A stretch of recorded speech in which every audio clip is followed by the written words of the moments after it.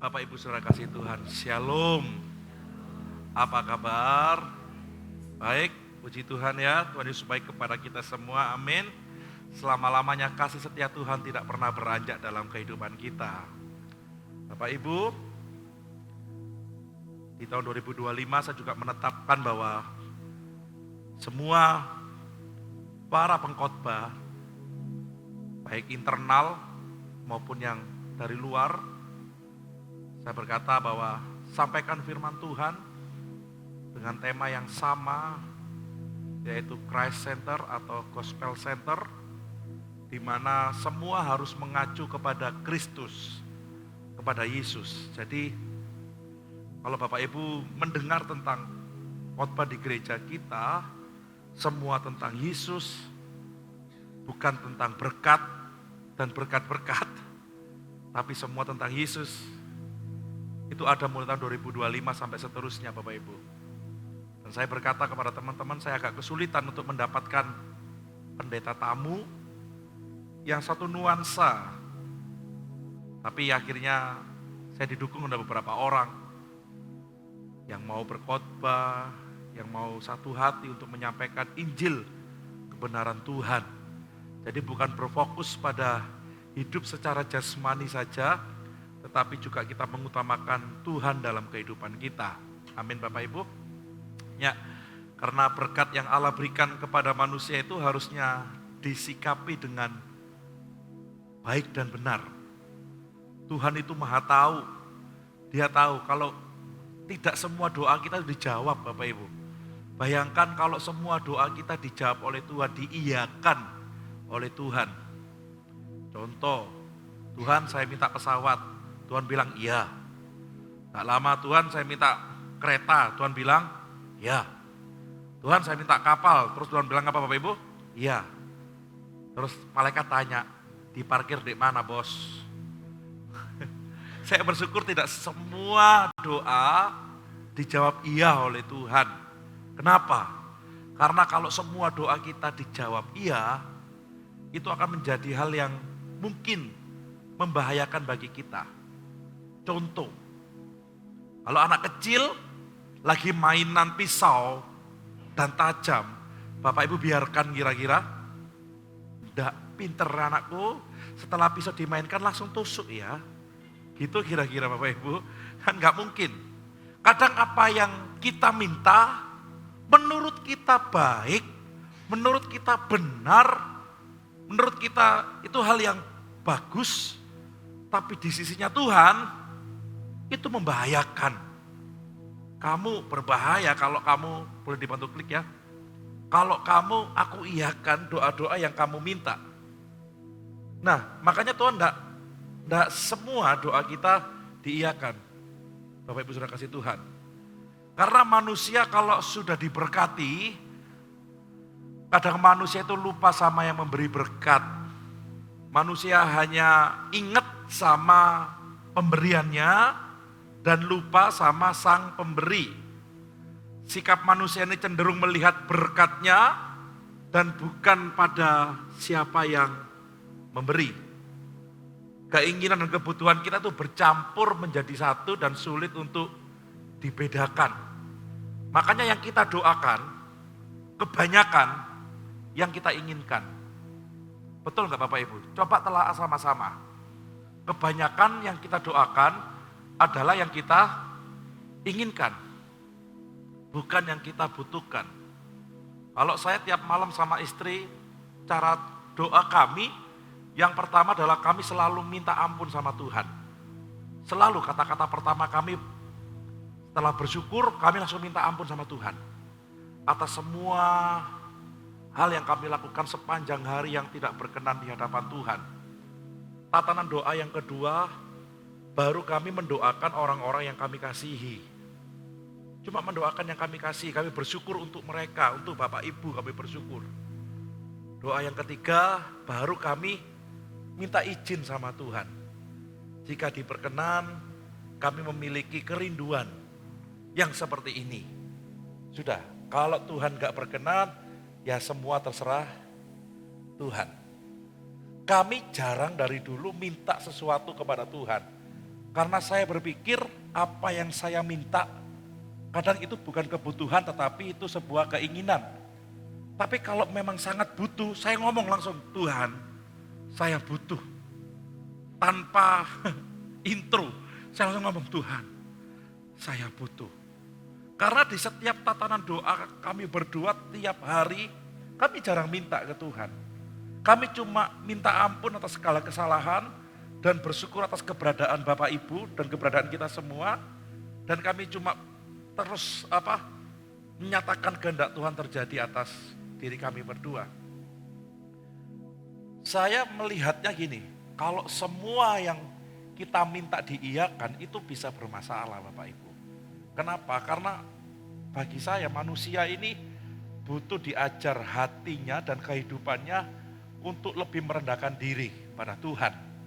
Dalam kehidupan manusia ini butuh yang namanya pimpinan dan penyertaan Tuhan. Karena kita memiliki rintangan dan tantangan yang berbeda-beda. Namun tantangan dan rintangan ini adalah hal yang wajar.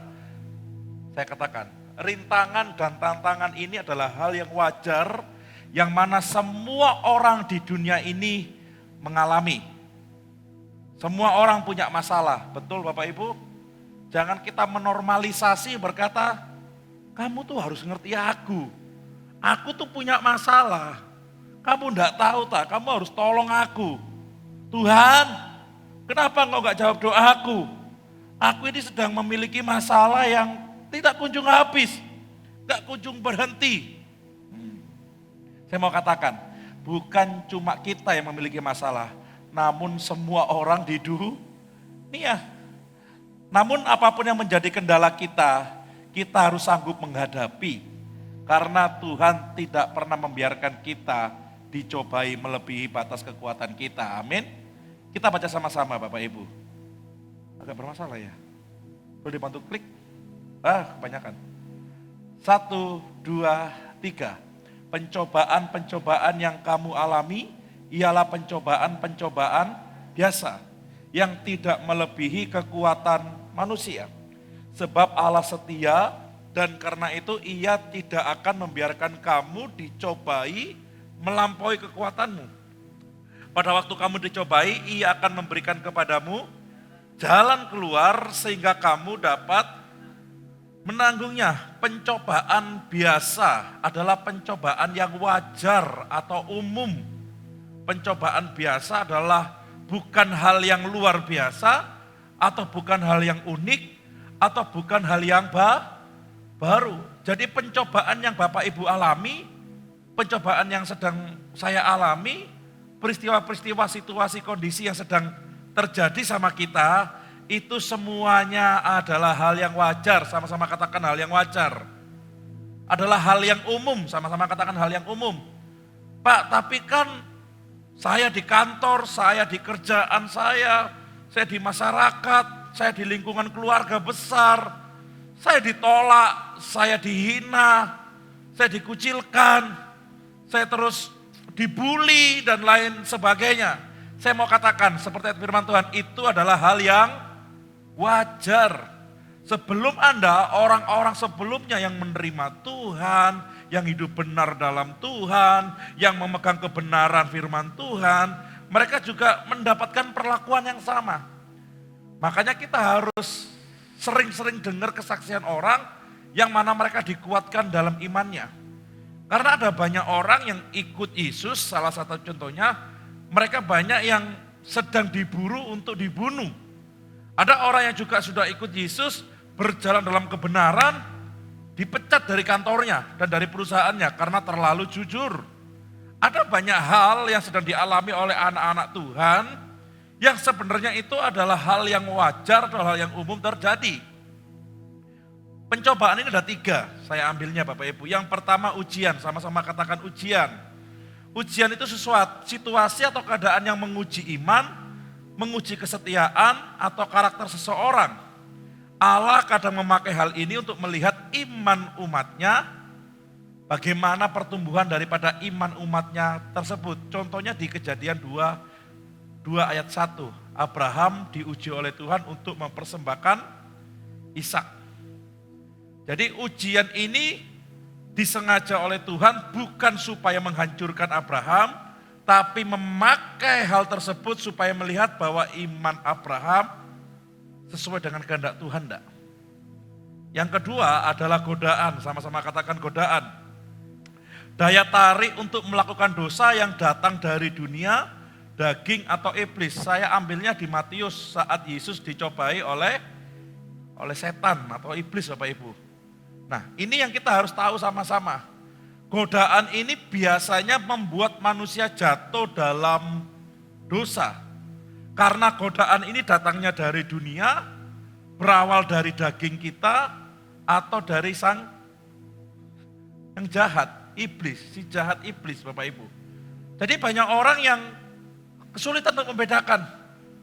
Mereka sedang dalam ujian kenaikan level iman, tapi mereka berkatanya ini adalah sebuah godaan.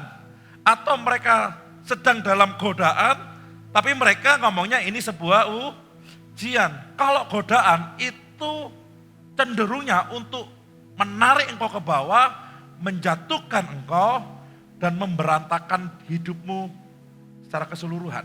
Itu godaan. Dan daya tariknya itu pasti berasal dari dunia. Tiba-tiba kita tergoda, tiba-tiba kita ngikuti arus dunia. Nah itu bisa godaan. Teman-teman yang lainnya suka, bahasa Jawanya itu ngentit.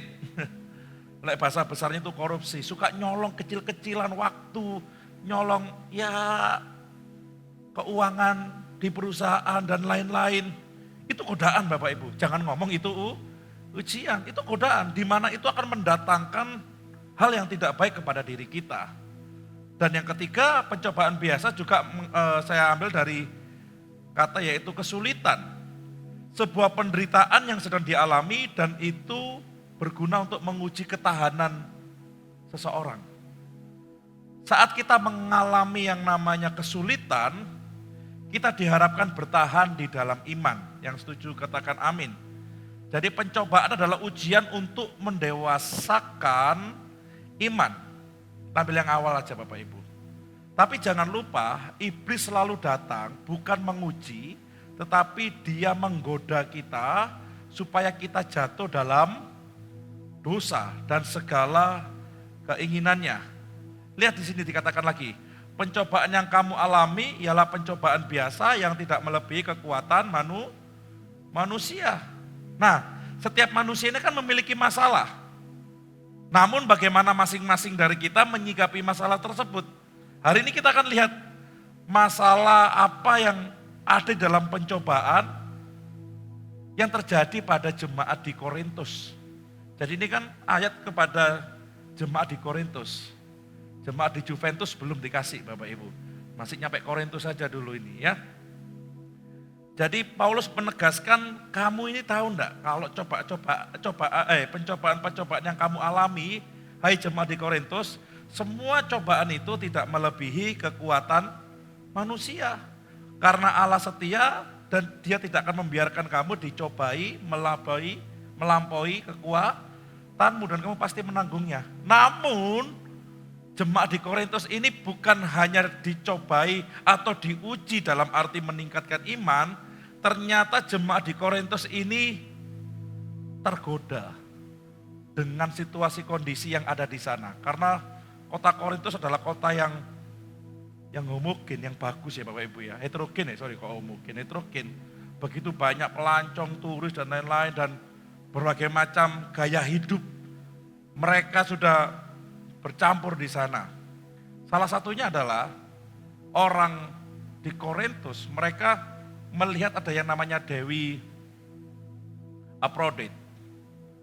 Ya, Dewi ini adalah Dewi yang menggambarkan hidup bebas tanpa batas.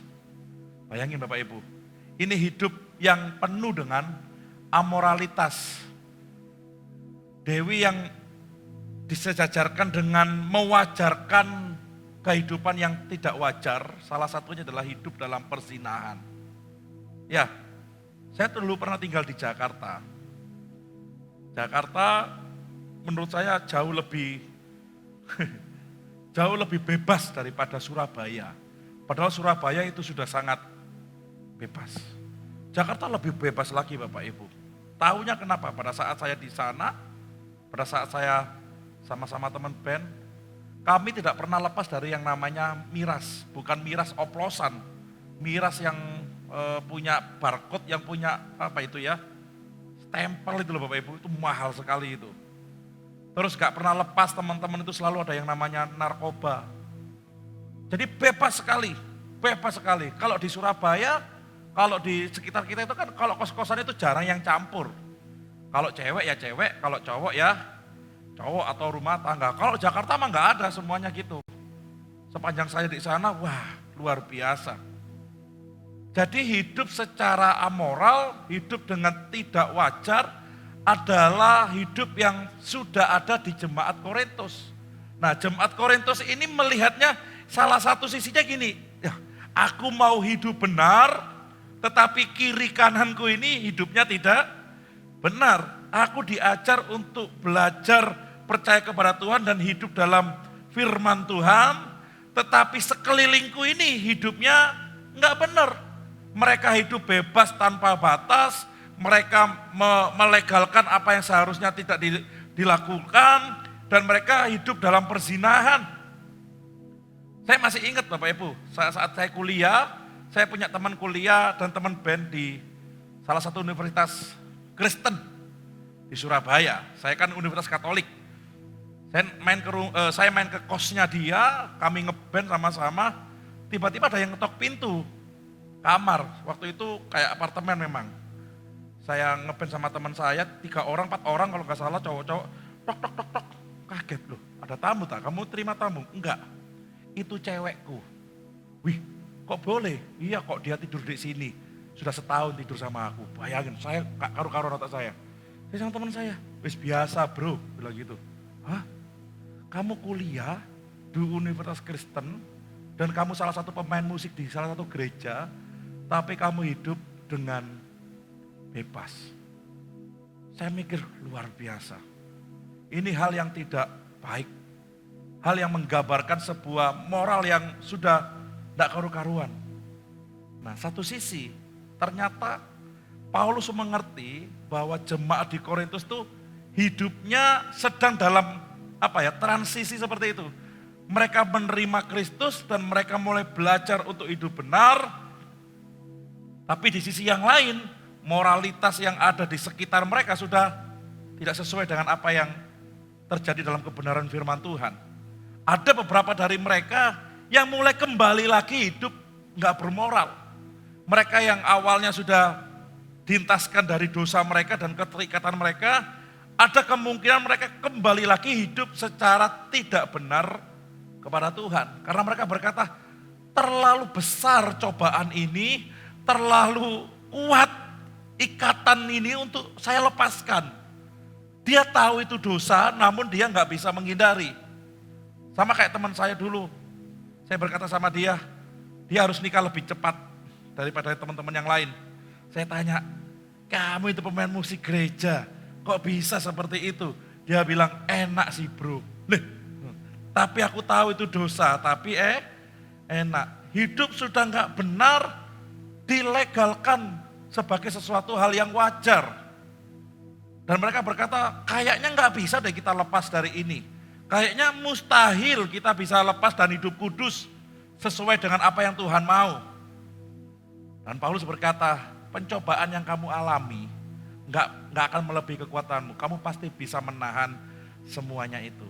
Yang kedua, ada kemungkinan juga ternyata mereka kembali seperti orang Israel di zaman dulu yang menyembah patung atau lembu emas. Di mana saat mereka berusaha hidup benar, ikut sesuai dengan firman Tuhan, ternyata mereka sudah tidak bisa lagi berbisnis dengan baik. Saya masih ingat cerita-cerita ini Bapak Ibu. Ada cerita yang mengisahkan bahwa saat ada orang yang sudah kembali ke jalan yang benar, dulu dia pengusaha yang sama dengan yang lain, yang mulai tipu-tipu pajak, kalau zaman sekarang ya, yang mulai tipu-tipu customer, terus dia bertobat, dia kembali ke jalan Tuhan, terus teman sesama usahanya, pengusahanya juga berkata, kamu sudah nggak mau dan nggak selevel dengan kita, makanya aku nggak mau berbisnis dengan kamu.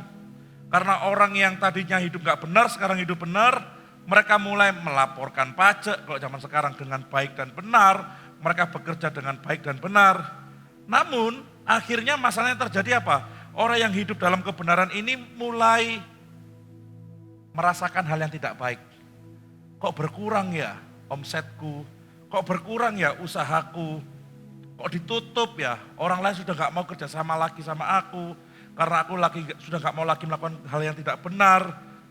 Gimana ini? Nah, ada orang yang seperti itu mulai berpikir, kok Tuhan gak jawab-jawab doaku ya? Aku sudah hidup benar, aku sudah hidup kudus di hadapan Tuhan, tapi kok hidupku gak dipulihkan? Saya ingatkan di awal tadi, bahwa banyak orang yang menganggap berkat Tuhan adalah sebagai sebuah hadiah, dan mereka melupakan sang pemberi berkatnya. Dan bayangkan kalau semua doa kita dijawab oleh Tuhan, diiyakan oleh Tuhan, maka hal yang tidak baik bisa terjadi atas kehidupan kita. Saya ulangi lagi Bapak Ibu, saat orang hidup benar, ternyata mereka mendapati hidupnya tidak kunjung dipulihkan secara ekonomi, mereka kembali mengingat tentang lembu emas, dan mereka berpikir bahwa saya kepingin hidup makmur, saya kepingin hidup bahagia secara jasmani, saya kepingin seperti orang-orang yang cepat hidupnya kaya, cepat hidupnya sukses, dan lain sebagainya. Saya sudah gak tahan dengan kemiskinan. Saya nggak tahan dengan hidup yang tidak baik seperti ini.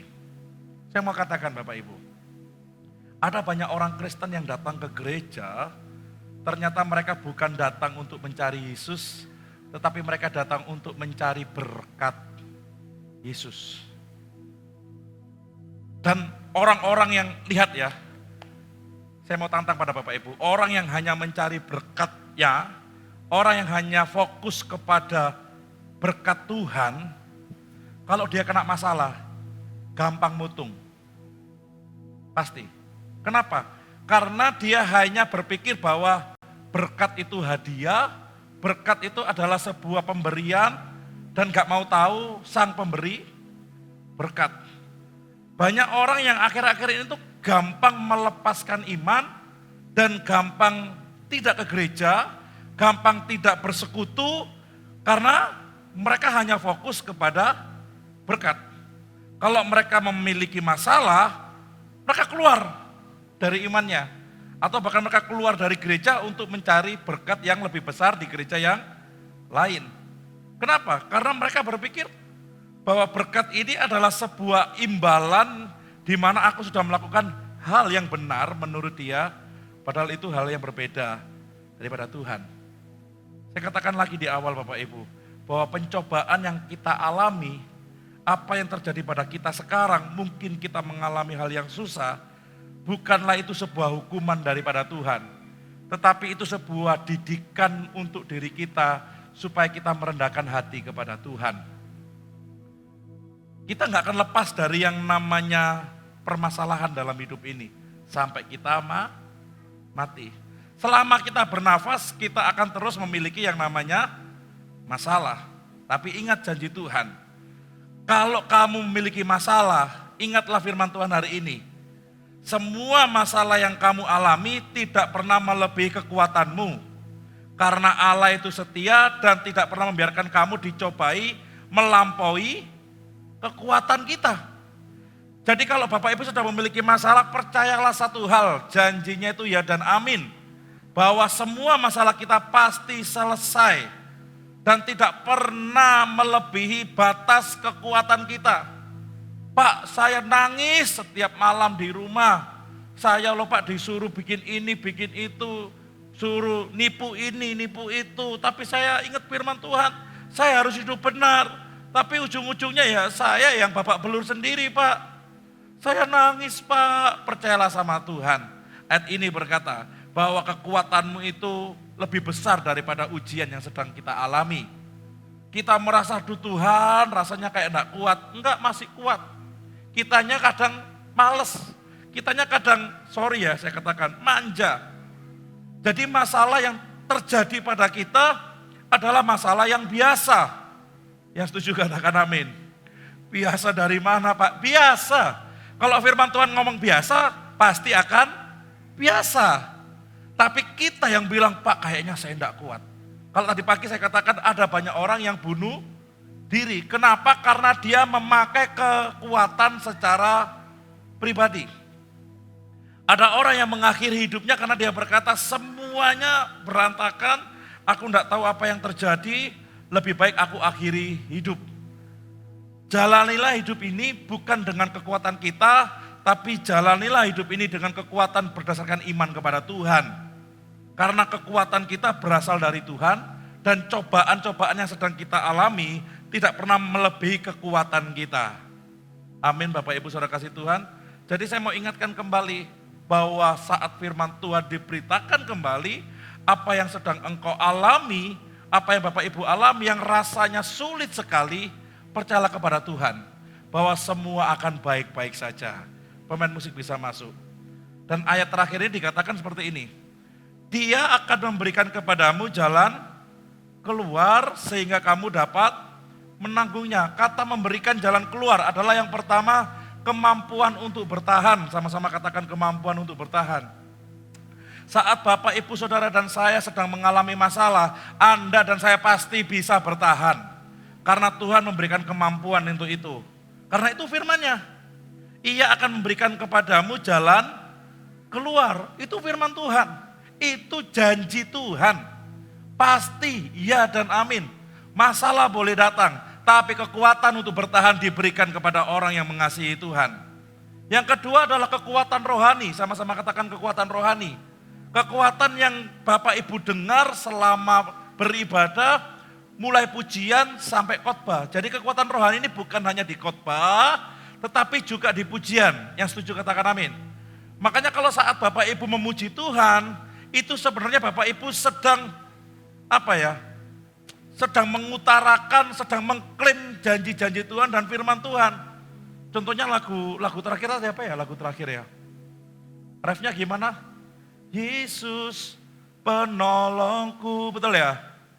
Ku cari wajah. Kalau Bapak Ibu nyanyikan gini, punya masalah nih di gereja. Yesus penolongku, ku cari wajahmu.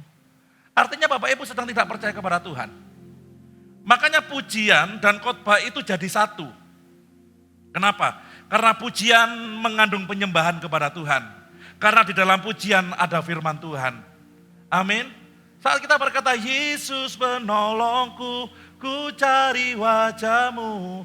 Makanya kalau orang mengerti dengan sungguh-sungguh firman Tuhan, dia akan juga menghargai pujian yang sedang dia nyanyikan. Karena pujian yang sedang dinyanyikan adalah kekuatan rohani. Makanya ada orang yang belum dengar firman Tuhan, dia dengar pujian dan dia menyanyikan pujian, dia sudah dapat kekuatan. Kenapa? Karena baik pujian maupun firman Tuhan adalah mengandung janji iya dan amin. Jadi kalau Bapak Ibu berkata, pujian kita itu gak ada kuasa, salah. Pujian yang gak ada kuasa itu pujian yang senang-senang saja. Yang kemarin-kemarin yang sudah kita del itu loh lagu-lagunya Bapak Ibu, yang kita sudah gak mau lagu-lagunya. Lagu-lagunya yang dipilih kok lagu-lagu yang ngenes, yang selalu mengasihani diri sendiri, yang selalu ingin sesuatu kepada Tuhan. Makanya pujian di gereja ini adalah semuanya pengagungan, karena pengagungan adalah firman Tuhan, amin. Yang ketiga adalah memberikan jalan keluar adalah kesadaran akan pilihan. Saat kita dalam masalah, kita sadar kita diberi pilihan oleh Tuhan untuk milih yang terbaik, mana yang benar, mana yang berkenan kepada Tuhan. Jalan keluar itu bukan hanya kamu butuh uang, kamu langsung dapat uang. Kamu butuh beras, bukan hanya kamu langsung dapat beras. Pada saat kita butuh uang, kita butuh beras, kita butuh uang untuk beli beras, terus kita diam saja nunggu orang untuk, ya pokoknya aku butuh beras, ya pasti ada orang akan transfer atau kirim beras ke saya. Padahal dengan kekuatan yang Tuhan berikan, dengan pengalaman yang Bapak Ibu dapatkan, dengan pendidikan yang Bapak Ibu peroleh, Bapak Ibu bisa mengerjakan sesuatu sehingga kau bisa menghasilkan uang dan uang ini bisa dibelikan beras. Dan kita memiliki jalan dan pilihan bagaimana kita keluar dari masalah sesuai dengan kesadaran yang Tuhan berikan. Yang terakhir adalah hikmat dan solusi yang spesifik. Ini yang berasal dari Tuhan. Kalau Bapak Ibu dan saya sedang memiliki masalah dan kelihatannya susah untuk keluar dari pencobaan atau masalah yang kita alami, ingat firman Tuhan di 1 Korintus tadi Bapak Ibu. Bahwa Tuhan tidak akan pernah membiarkan kita dicobai lebih dari kekuatan kita. Dan saat kita dicobai pun Dia berikan jalan keluar kepada kita. Kemampuan untuk bertahan, kekuatan rohani yang kita dengar dari pujian penyembahan dan firman Tuhan, dan kesadaran untuk melakukan pilihan mana yang terbaik, mana yang berkenan kepada Tuhan, dan hikmat atau solusi yang spesifik untuk keluar dari masalah itu. Dan semuanya ini hanya ada di dalam hikmat, dalam Kristus.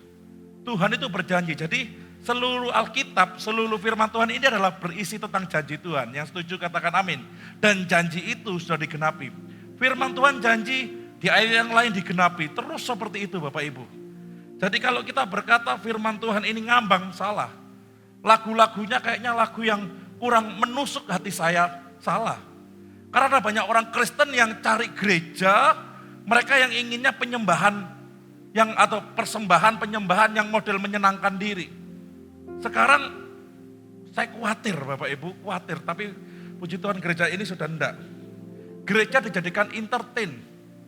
Mereka berkata saya akan menyanyi dan menari seperti Daud.